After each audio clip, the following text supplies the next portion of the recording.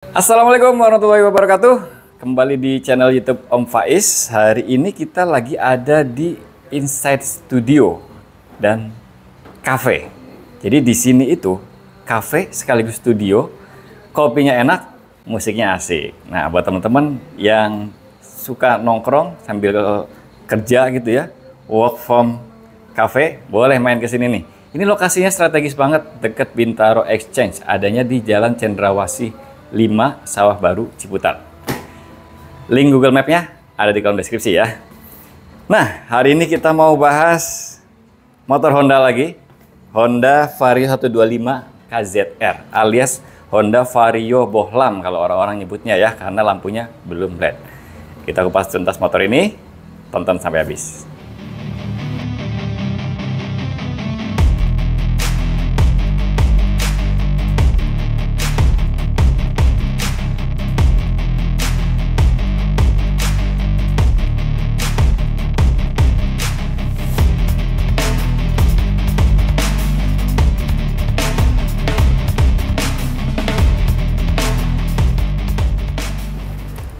Oke, ngomongin motor ini, saya sendiri udah nggak asing lagi sama motor ini ya, karena pernah beli baru waktu itu tahun 2013 Desember, STNK-nya jadi Januari ya, Januari 2014, dan kita pakai sampai 2018 atau 2019 awal baru dijual, jadi hampir 5 tahun pakai motor ini. Warnanya juga sama nih, Vario 125 merah.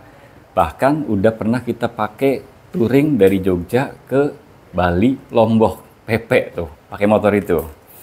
Nah, waktu itu dijualnya gara-gara dipinjemin Suzuki Address sama Suzuki Indonesia waktu itu sampai 45 hari dan ngerasa Suzuki Address itu jauh lebih enak daripada Vario yang kita punya. Akhirnya kita beli Suzuki aja. Dan dari situ mulai ganti motor Suzuki terus tuh. Kenapa di 2024 beli lagi Vario 125 yang waktu itu tersingkirkan gara-gara Suzuki? Nah, kalau ini beda cerita nih. Jadi kami, PT Globalindo Prima Sukses, itu lagi develop produk. Salah satunya adalah knalpot, dan salah satu tim kami mengusulkan ini, Vario 125. Kita huntingnya agak lama nih.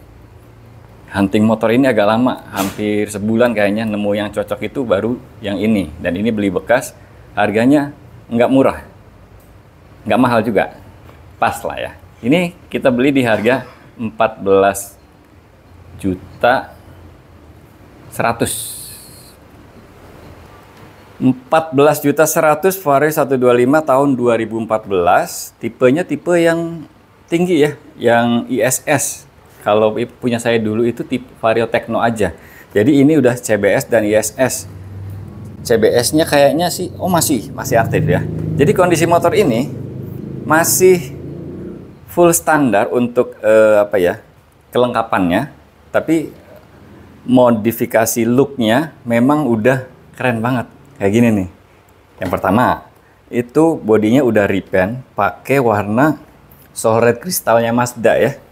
Ini warna yang saya suka. Saya juga pernah pakai warna ini di Yamaha NMAX New. Nah, buat teman-teman yang berteman sama saya di medsos pasti tahu ya. Cuman memang belum pernah saya bahas di YouTube sih yang itu. Nah, ini warnanya Soul Red kristalnya Mazda nih. Cakep. Yang pertama itu. Terus yang kedua, bodi kasarnya itu udah 95% baru. Sisa bodi kasar yang belum diganti itu cuma ini kalau nggak salah ya, yang di bawah. Nah, ini nih, yang ini nih. Yang ini masih yang lama. Terus udah ya, sisanya udah baru semua, termasuk cover box filter ini baru. Terus termasuk ada tambahan Hager juga ya, Hager punya air blade variasi. Nih, mantap kan? Area sini ini masih standar ya, hanya di repaint aja. Tapi hand gripnya udah pakai RCB, terus jalunya pakai PCX. Terus, ini part bar hand fatnya pakai RCB, hand grip Handle-nya juga ini pakai RCB juga ya. Ini handle-nya aja ya, master remnya masih standar. Handle kiri kanan ini pakai RCB. Nah, jadi kita beli kondisinya udah kayak gini nih, udah modif. Dan kilometernya, odometernya itu baru 43.000 sekarang. Waktu kita beli masih 42.000 deh. 42.000 dan ori real, bukan diputer-puter ya. Ini mesinnya juga masih full standar. Nah, kaki-kakinya juga ini udah modif juga, lumayan. Velgnya pakai VND bintang yang Gen 2. Ini bentuknya bagus ya. Cuma karena warnanya hitam jadi memang kurang mencolok aja sih. Tapi sih ini keren ya. CNC machining. Terus cakram udah pakai 260. Kaliper pakai Nissin Samurai. Selang remnya juga udah yang braided ya. TDR. Oke.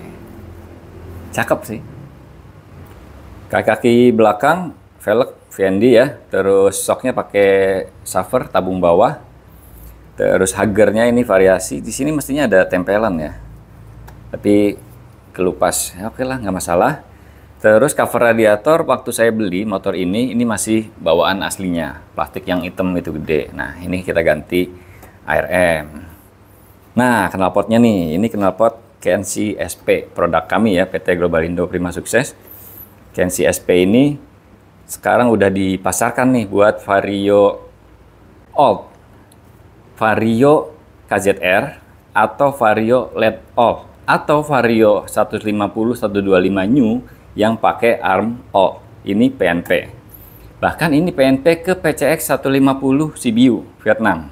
Nah, ini full stainless 304, saringannya full, suaranya adem tapi tanpa sekat ya. Tanpa sekat, jadi masih powernya itu masih bisa keluar. Ini cocok banget nih buat Vario teman-teman yang udah modif kinclong gitu kan, terus pengen ganti knalpot bingung, knalpotnya rata-rata bentuknya sama semua, begitu semua, cobain KNC. Keren, asli keren. Oke, 14 juta buat kondisi yang kayak gini menurut saya sih worth it banget ya, karena kilometernya masih rendah, mesinnya masih standar segel, terus modifnya juga sesuai selera kita ya, jadi nggak norak gitu. Jadi ya oke lah. Nah, sekarang kesan-kesannya pakai motor ini. Ini Honda Vario 125 series yang generasi pertama. Jadi kesannya sama dengan yang pernah kami punya dulu ya. Ya balik lagi, keras gitu. Suspensinya keras, terus handlingnya enak, mantep, mesin responsif. Dan kebetulan yang ini itu sama pemilik sebelumnya, kampas gandanya udah pakai NMAX Old 2DP. Makanya motor yang ini nggak ada gredeknya sama sekali. Kalau motor kita dulu itu dari baru, gredeknya nggak hilang-hilang sampai akhirnya kita jual. Kalau yang ini nggak. Jadi ya enak sih, motornya enak. Cuman kurang nyaman aja di suspensi ya. Apalagi suspensi belakang ini suspensi depan ini kayaknya udah dikerasin nih. Olinya ditambahin. Nanti kita setting ulang lagi. Kalau sok belakang, saver ya oke lah ya. Trouble-nya motor ini karena kondisinya memang bagus ya, jadi hampir nggak ada sebetulnya. Tapi memang penyakit Vario yang umurnya sudah hampir 10 tahun itu rata-rata berbet di RPM rendah pada saat dingin aja, pada saat pagi. Jadi pada saat pagi itu kan auto cuknya kan nyala tuh, jadi kasih bensin lebih banyak dan itu suka kebanyakan. Jadinya tarikan awalnya berbet. Tapi kalau udah panas sih udah hilang. Udah itu aja. Ada yang bilang sih itu TPS-nya ganti aja yang baru gitu. Tapi kita belum cek lebih dalam sih karena nggak begitu mengganggu juga. Atau kalau udah panas normal-normal aja. Itu satu. Terus yang kedua komstir. Komstirnya ini udah agak, kalau kita rem mendadak agak tek gitu. Bisa jadi ini ada pengaruh dari remnya juga sih. Ini remnya terlalu pakem ya, overkill ya. Jadi Vario kalau pakai rem 260 terus kalipernya 2 piston, itu jadinya terlalu pakem. Tekan dikit udah ngagetin gitu. Itu bisa pengaruh juga kali ke komstir ya. Tapi kita nggak tahu sih, mungkin komstirnya aja minta jajan juga bisa jadi ya. Yang jelas motor ini nggak ada problem yang serius. Udah, itu aja. Bandel juga. Karena pengalaman kita juga waktu itu pakai 4 tahun juga motor ini bandel. Yang dulu juga. Cuman karena nggak nyaman aja ya. Nggak nyaman itu suspensinya. Dan pada saat itu kita ngerasa baik-baik saja. Ngerasa motor ini nggak nyaman karena ada Suzuki Address itu tadi. Nah, jadi kalau teman-teman udah biasa piara Vario, ya kan, atau motor-motor Honda yang lain, jangan coba-coba motor Suzuki. Nanti ngerusak selera. Udah, tetap aja. Nggak kenapa-napa kok, Vario enak-enak aja.